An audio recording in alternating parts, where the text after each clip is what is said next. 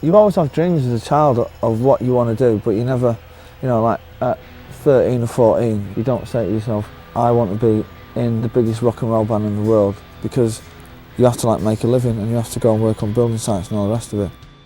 The first music I ever heard was, believe it or not, the Beatles. The first record I ever bought was Never Mind the Bollocks by the Sex Pistols.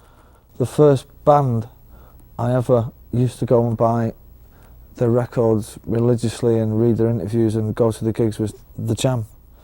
And then after that was the Smiths. So it was sort of the Beatles, the Sex Pistols, the Jam and the Smiths that sort of shaped my sort of musical output.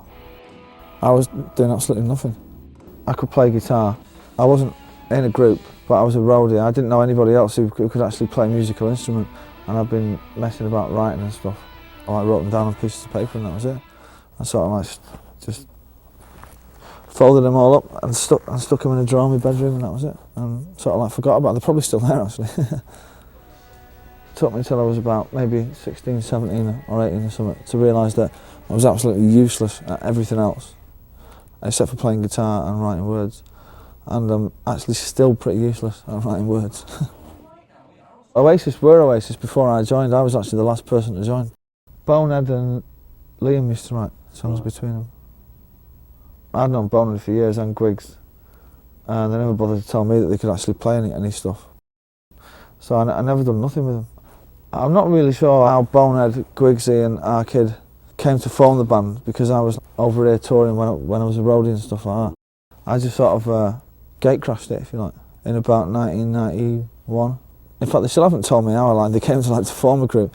I still don't know to this day. The other four asked me to be their manager. And, I can't add 6 and 9 together. It's great manager I'd be. So I was like, well, how about if I write some songs, And so I just joined as a guitarist, actually. And then gradually just started writing more and more songs and just ended up writing all the songs. I think if you would look at Oasis, you could probably say that we were a four-way mix of the Beatles, the Sex Pistols, the Jam and the Smiths. I'd like to think so, certainly.